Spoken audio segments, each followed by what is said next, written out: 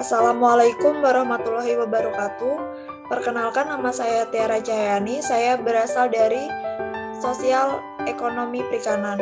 Di sini saya ingin menjelaskan tentang bunga diskonto dan kriteria pengambilan keputusan proyek.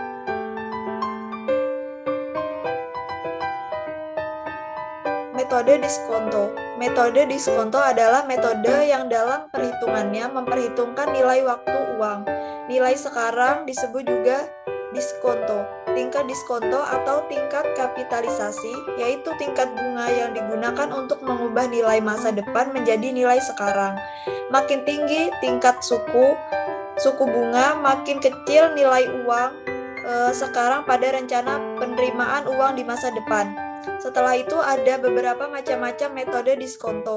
Yang pertama, metode net present value, yaitu nilai saat ini pada proyeksi uang kas masuk atau net cash flow di masa mendatang. Uang kas masuk bersih di masa mendatang adalah proyeksi hasil investasi. Yang kedua, ada metode internal rate of return, merupakan suatu tingkat diskonto yang akan mengakibatkan percent value cash inflow sama dengan percent value cash outflow.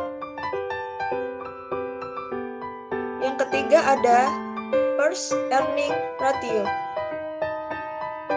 Dalam penentuan nilai suatu saham dilakukan dengan menghitung beberapa uang yang diinvestasikan ke dalam suatu saham untuk memperoleh pendapatan atau earning dari saham tersebut.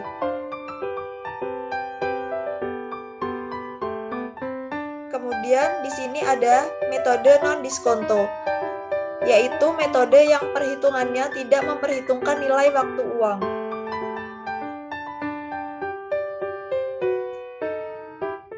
Macam-macam metode non-diskonto antara lain metode payback periode, yaitu periode waktu yang diperlukan oleh suatu investasi untuk menutup investasi mula-mula yang dikeluarkan. Ada beberapa keunggulan metode payback period, yaitu perhitungan sederhana dan mudah.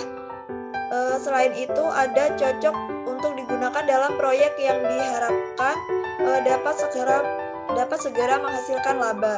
Yang kedua adalah metode turn on investment, yaitu tingkat pengambilan yang diharapkan dari suatu usulan investasi.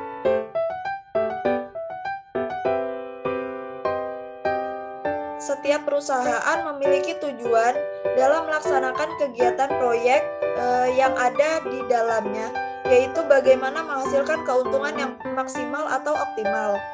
Terdapat dua jenis pengambilan keputusan, yaitu pengambilan keputusan taktis, yaitu proses pengambilan keputusan jangka pendek di mana keputusan yang diambil harus segera dilakukan namun juga dapat berdampak secara jangka panjang bagi organisasi. Selain itu ada pengambilan keputusan strategis, yaitu merupakan proses pemilihan alternatif terbaik yang tujuannya adalah untuk mencapai keunggulan kompetitif jangka panjang perusahaan. Pengambilan keputusan adalah proses pemilihan alternatif terbaik dari beberapa alternatif yang tersedia.